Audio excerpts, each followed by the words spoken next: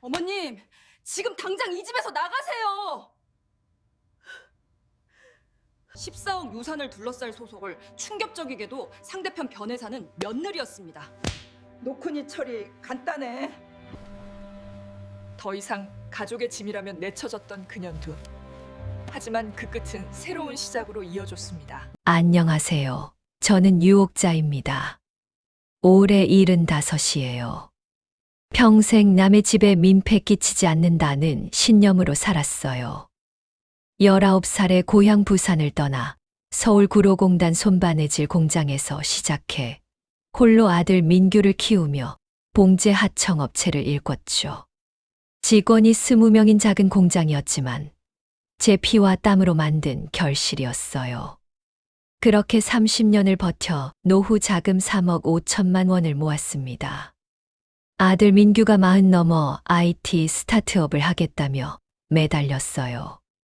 처음엔 말렸지만 민규의 마지막 기회라는 말과 눈물에 결국 평생 모은 3억 5천만 원 전부를 투자했습니다. 하지만 6개월 후 중국 업체 사기와 투자 철회로 모든 게 물거품이 되었어요. 민규는 무릎 꿇고 울었고 저는 그 아이 어깨를 토닥였죠. 괜찮다. 가족은 다 같이 사는 거지. 그때까지만 해도 돈은 다시 벌면 된다고 생각했어요. 하지만 이 선택이 어떤 지옥의 시작인지 그때는 전혀 몰랐답니다. 제 돈이 사라진 것보다 훨씬 더 큰 상처가 기다리고 있었거든요. 며느리 정유진은 45살이에요. 서울대 법학과를 나와서 대기업 비서실에서 일하다가 사법고시를 패스해서 변호사가 된 엘리트죠. 키 170cm에 늘 단정한 정장 차림, 말투도 정확하고 논리적이었어요. 처음 만났을 때부터 범상치 않다는 걸 알았어요. 민규가 데려왔을 때 어머님 안녕하세요라고 정중하게 인사하는데 그 눈빛이 차가웠어요. 마치 저를 평가하는 듯한 시선이었죠. 결혼 초기에는 괜찮았어요. 각자 따로 살았거든요. 명절이나 생일 때만 만났는데 그때는 예의 바른 며느리였어요. 비싼 선물도 사오고 정중하게 대화도 했죠. 저도 우리 민규가 좋은 사람 만났네라고 생각했어요. 하지만 제가 돈을 잃고 갈 곳이 없어지면서 상황이 달라졌어요. 유진이는 매사 트집을 잡기 시작했어요. 어머님, 찌개가 너무 짜요. 나트륨 과다 섭취는 건강에 좋지 않거든요. 조금만 넣으세요. 처음엔 건강을 생각해서 하는 말인 줄 알았어요. 그런데 계속되더라고요. 반찬이 너무 매워서 우빈이가 못 먹어요. 아이들은 자극적인 음식 먹으면 안 되거든요. 빨래는 이렇게 개는 게 아니에요. 보세요. 주름이 다 져 있잖아요. 이렇게 해야 해요. 식탁은 원형으로 닦아야 세균이 남지 않아요. 직선으로 닦으면 소용없어요. 심지어 제가 앉는 소파 자리까지 정해주더라고요. 어머님은 여기 앉으세요. 거기는 우빈이 자리거든요. 저는 점점 위축되어 갔어요. 뭘 해도 틀렸고 뭘 말해도 부족했거든요. 겉으론 정중한 말투를 유지했지만 그 눈빛 속엔 명확한 메시지가 있었어요. 쓸모없는 늙은이, 집안의 짐, 빨리 없어졌으면 좋겠는 존재. 그런 시선을 매일 받으며 사는 게 얼마나 고통스러운지 몰라요. 특히 손님이 올 때는 더했어요. 유진이 로펌 동료들을 집에 초대하면 저는 방에 들어가 있어야 했어요. 어머님, 오늘 손님이 오니까 방에서 좀 쉬세요 라고 정중하게 말하지만 실제론 보이지 말라는 뜻이었죠. 그래도 오직 손주 우빈이만큼은 저를 따뜻하게 대해줬어요. 중학교 3학년인 그 아이는 엄마가 저를 힘들게 할 때마다 제 편을 들어줬어요. 할머니, 엄마가 또 뭐라고 했어요? 할머니 요리가 제일 맛있는데 왜 그러는지 모르겠어요. 어느 날은 할머니, 엄마 몰래 드세요라며 작은 캔디를 건네주더라고요. 그 아이가 용돈으로 산 거였어요. 그 작은 캔디 하나가 제겐 얼마나 소중했는지 몰라요.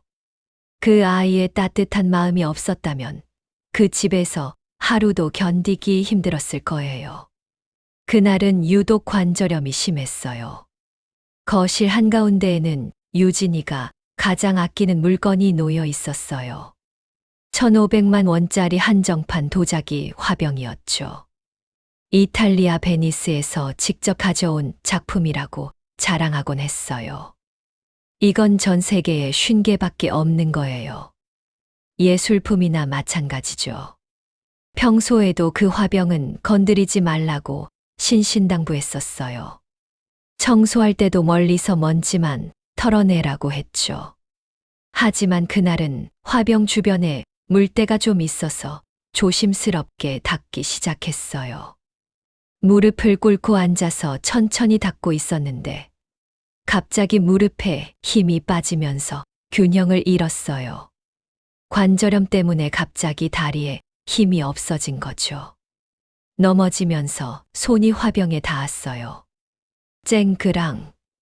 그 파열음과 함께 제 인생도 산산조각 났어요. 바닥에 흩어진 도자기 파편들을 보며 머릿속이 하얘졌어요. 어떻게 해야 할지, 뭐라고 말해야 할지 모르겠더라고요. 손이 떨려서 파편을 주우려다가 손가락을 베기까지 했어요. 30분 후 유진이가 외출해서 돌아왔어요. 현관문을 열고 들어오다가 거실을 보더니 발걸음이 멈췄어요. 얼굴이 새하얘지더라고요. 처음엔 말을 못하고 그냥 서 있더니 갑자기 가방을 바닥에 던지며 소리를 질렀어요. 이게 뭐예요? 이게 대체 뭐냐고요? 목소리가 점점 커졌어요. 어머님, 이게 얼마짜리인지 아세요? 1,500만 원이에요. 1,500만 원. 저는 무릎을 꿇고 사과했어요. 유진아, 정말 미안하다. 내가 잘못했어. 배상할게. 손가락에서 피가 나고 있었지만 그런 건 중요하지 않았어요. 배상요? 어떻게 배상할 건데요? 어머님이 평생 벌어도 못 사는 거예요. 유진이 목소리가 히스테리컬해졌어요. 공짜로 얹혀 살면서 이런 식으로 보답하는 거예요? 정말 어이가 없네요. 유진아, 제발 진정해라. 내가 어떻게든 갚을게. 저는 계속 사과했어요. 하지만 유진이는 점점 더 흥분했어요. 진정하라고요? 지금 이 상황에서 진정하라고요? 그러더니 갑자기 제 앞으로 다가와서 제 뺨을 내리쳤어요. 짝. 평생 누구에게 맞아본 적 없던 저는 충격으로 말을 잃었어요. 뺨이 화끈거렸지만 마음이 더 아팠어요. 75년을 살면서 자식에게도 맞아본 적 없는데 며느리에게 맞다니. 지금 이 집에서 당장 나가세요. 더 이상 못 봐주겠어요. 하루도 더 같이 못 살겠어요. 그때 마침 아들 민규가 퇴근해서 집에 들어왔어요. 상황을 보고는 놀란 표정을 지었죠. 저는 아들이 뭔가 말해주길 간절히 기대했어요. 민규야, 엄마가 실수했다. 미안하다고 말하면 아들이 괜찮다, 엄마라고 해줄 거라고 생각했어요. 민규야, 뭔가 말 좀 해봐. 제가 애원하듯 말했어요. 하지만 민규는 여전히 침묵했어요. 그리고는 엄마, 일단 진정하고 얘기해요. 라고 작은 목소리로 말했죠. 그날 밤, 저는 작은 가방 하나에 옷까지 몇 벌을 챙겨서 집을 나왔어요. 우빈이가 할머니, 어디 가세요? 라고 울먹이며 따라왔지만 저는 그 아이를 달랠 수도 없었어요. 75년 인생에서 가장 참담한 순간이었답니다. 속초 시내 고시원에 방을 얻었어요. 일주일 정도 지나서 짐을 정리하던 중이었어요.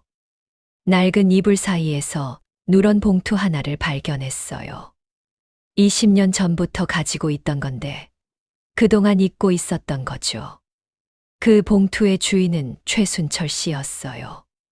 제 공장에서 일하던 분이었는데 참 불쌍한 사연이 있었어요. 가족도 없고 당뇨병으로 몸도 많이 아픈 분이었거든요. 다른 곳에서는 아픈 사람이라고 받아주지 않았는데 저는 그분을 받아줬어요. 병원비도 제가 댔어요. 당뇨 합병증으로 입원할 때도 보호자로 서명했죠. 수술비가 부족하면 제가 보태드렸고 퇴원 후에도 회복할 때까지 월급을 그대로 드렸어요. 다른 직원들은 사장님이 너무 인정이 많다고 했지만 저는 그게 당연하다고 생각했어요. 혹시 최순철 씨가 무슨 메시지라도 남겨놓으셨나 싶어서 조심스럽게 열어봤어요. 봉투 안에는 여러 가지 서류가 들어있었어요. 개발 예정지 건물과 토지, 등기부등본들이었어요. 서울, 강남, 인천, 부산 등 여러 지역의 부동산 서류들이 빼곡했어요. 그리고 가장 아래에는 최순철 씨의 자필 유언장이 있었어요. 나 최순철은 정신이 온전한 상태에서 이 유언장을 작성한다. 전 재산의 70%를 평생 은인인 유옥자에게 상속한다. 나머지 30%는 고아원에 기부한다. 유옥자 사장님이 없었다면 나는 진작 죽었을 것이다. 이 재산으로 편안한 노후를 보내시길 바란다. 손이 떨렸어요. 믿을 수 없었거든요. 다음 날 바로 등기소에 가서 확인해 봤어요. 최순철 씨 명의의 부동산들이 실제로 존재했어요. 그것도 모두 개발 예정지여서 가치가 엄청났어요. 부동산 중개업소에서 시세를 알아보니 총 재산이 약 20억 원 정도였어요. 그중 70%면 14억 원이 제 몫인 거죠. 하루아침에 거지가 됐다가 갑자기 억만장자가 된 거예요. 하지만 기쁨도 잠깐, 더 큰 충격이 기다리고 있었어요. 상속 절차를 밟기 위해 로펌에 문의했더니 담당 변호사가 심각한 표정으로 말하더라고요. 이미 2주 전에 누군가 유언장 무효 소송을 제기했습니다. 그리고 상대편 변호사는 정유진 변호사입니다. 그 순간 온몸에 소름이 돋았어요. 모든 퍼즐이 맞춰지기 시작했거든요. 왜 갑자기 저를 집에서 쫓아냈는지, 왜 그렇게 잔혹하게 굴었는지 이해가 되더라고요. 제가 고용한 변호사가 며칠 동안 조사한 결과는 충격적이었어요. 유진이는 이미 한 달 전부터 모든 걸 알고 있었던 거예요. 최순철 씨가 돌아가신 후 상속 공고가 법원에 게시됐는데 유진이는 자신의 법조계 인맥을 통해 이 사실을 가장 먼저 파악했어요. 그리고 저에게는 일체 알리지 않고 유언장 무효 소송부터 준비한 거죠. 더 가증스러운 건 제 연락처를 일부러 숨긴 거예요. 상속 관련 공문서가 저에게 전달되지 않도록 우편물을 가로채고 법원에는 상속인 연락 불가라고 허위 신고까지 했어요. 그뿐만 아니라 친척들과 지인들에게 거짓말을 퍼뜨렸어요. 어머님이 최순철이라는 사람 돈을 훔쳤다. 치매 초기 증상이 있어서 판단력이 흐리다. 사기를 당한 것 같다는 식으로 말이에요. 친척들은 모두 유진이 편을 들었어요. 역시 유진이가 똑똑해서 미리 알아챘네. 어머니 연세도 있으시고 속기 쉬우니까 라면서 유진이를 칭찬했죠. 저에 대해서는 요즘 어르신들이 사기 많이 당한다더라며 동정 어린 시선을 보냈어요. 소송 구조도 치밀했어요. 유진이가 승소하면 40% 성공 보수로 6억 4천만 원을 받는 조건이었거든요. 즉, 저를 집에서 몰아낸 이유가 냄새 난다거나 화병을 깼다가 아니라 상속을 가로채기 위한 치밀한 계획이었던 거예요. 변호사가 보여준 증거들을 보니 더욱 분명해졌어요. 유진이가 로펌 동료와 나눈 카카오톡에는 이런 내용들이 있었어요. 늙은이 하나 처리하는 건 간단해. 어차피 치매 걸린다고 하면 누가 의심하겠어. 14억이면 내 인생이 바뀌는 거야. 그 순간 제 마음속에 있던 마지막 애정도 완전히 사라졌어요. 재판 준비를 위해 서울로 올라왔어요. 고시원을 나와서 작은 원룸을 얻고 검은 정장도 새로 맞춰 입었어요. 미용실에서 파마도 새로 하고 안경도 새로 맞췄죠. 이 모습 자체가 굴욕에서 존엄을 회복하는 상징이었어요. 재판 당일 법정에는 많은 사람들이 왔어요. 유진이 쪽에서는 친척들과 증인들이 대거 참석했고, 제 쪽에서는 최순철 씨와 함께 일했던 직원들과 동네 분들이 와주셨어요. 유진이는 법정에서도 당당했어요. 값비싼 정장을 입고 자신만만한 표정으로 앉아 있더라고요. 변론이 시작되자 유진이가 먼저 입을 열었어요. 재판장님, 피상속인 최순철과 유혹자 사이에는 단순한 고용 관계 외에 특별한 관계가 없었습니다. 유 원장 작성 당시 피상속인은 당뇨 합병증으로 인한 인지 장애가 있었고, 유혹자가 이를 악용해 재산을 편취하려 한 것입니다. 그리고는 준비해온 증거들을 제출했어요. 최순철 씨의 의료 기록, 당뇨 합병증 진단서, 그리고 유혹자가 돈을 요구했다는 거짓 증언들이었어요. 친척들도 하나씩 나와서 어머님이 요즘 기억력이 나빠지셨다. 이상한 사람들과 어울린다는 식으로 증언했어요. 하지만 제 변호사가 준비한 반격은 더 강력했어요. 먼저 유진이가 친척들에게 보낸 카카오톡 메시지들을 공개했어요. 유혹자 그 할망구 완전히 끝장내야 해. 치매 걸렸다고 소문 퍼뜨려. 14억이면 내 인생 완전히 바뀌는 거야. 늙은이 하나 처리하는 건 간단해. 법정이 술렁이기 시작했어요. 유진이 얼굴이 새하얘졌고 당황한 표정을 감추지 못했어요. 그 다음은 더 결정적인 증거였어요. 유진이가 로펌 동료와 나눈 통화 녹음이었어요. 상속 사실을 미리 알았지만 일부러 숨겼어. 어차피 그 할머니는 아무것도 모르잖아. 접근 금지 가처분까지 신청해서 아예 연락 못하게 만들 거야. 성공 보수 40%면 6억이 넘어. 이번에 대박이야. 방청석에서 탄식 소리가 나왔어요. 친척들도 당황한 표정으로 서로를 바라봤어요. 유진이는 변명을 늘어놓기 시작했지만 이미 늦었어요. 마지막으로 최순철 씨와 함께 일했던 직원들이 증인으로 나왔어요. 사장님이 최순철 씨를 얼마나 잘 돌봐주셨는지 모릅니다. 병원비도 다 대주시고 수술할 때도 보호자로 서명해 주셨어요. 최순철 씨가 항상 사장님이 내 생명의 은인이라고 말했어요. 판사는 1시간 정도 심리한 후 엄숙하게 판결을 선고했어요. 원고 유혹자 승소. 피고 정유진의 주장은 모두 기각합니다. 피고는 위증교사 및 변호사 윤리 위반으로 징계위원회에 회부됩니다. 그 순간 저는 무너져 내렸어요. 기쁨이 아니라 안도감이었어요. 판결이 나고 일주일 후 제가 새로 이사한 아파트 앞에서 뜻밖의 광경을 목격했어요. 아파트 입구에 무릎 꿇고 있는 두 사람이 있었거든요. 유진이와 민규였죠. 어머니, 제발 마지막으로 한 번만 용서해 주세요. 민규가 울먹이며 말했어요. 저희가 잘못했어요. 정말 잘못했어요. 모든 걸 잃었습니다. 유진이도 처음으로 고개를 숙이고 있었어요. 평소 당당하던 모습은 온데간데 없고 초라한 모습이었죠. 어머님, 제가 미쳤었어요.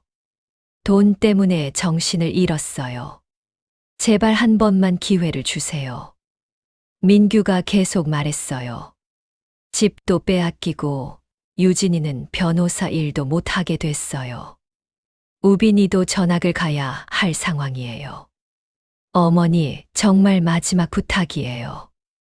그들의 모습을 보니 복잡한 감정이 들었어요. 분노, 연민, 슬픔이 한꺼번에 몰려왔어요. 하지만 저는 담담히 말했어요. 내가 무릎 꿇고 뺨 맞았을 때 너희는 어디 있었니? 그때는 왜 이런 말 안 했지? 내가 고시원에서 울고 있을 때 너희는 뭘 하고 있었니? 민규가 대답했어요. 엄마, 그때 제가 잘못했어요. 유진이 편만 들고 엄마를 외면했어요. 정말 후회하고 있어요. 후회. 저는 쓴웃음을 지었어요. 지금 와서 후회한다고. 그때 한마디만 해줬어도 이렇게 되지 않았을 텐데. 유진이도 간절히 말했어요. 어머님, 제가 정말 잘못했어요. 돈에 눈이 멀어서 인간이 아닌 짓을 했어요. 평생 속죄하며 살겠어요.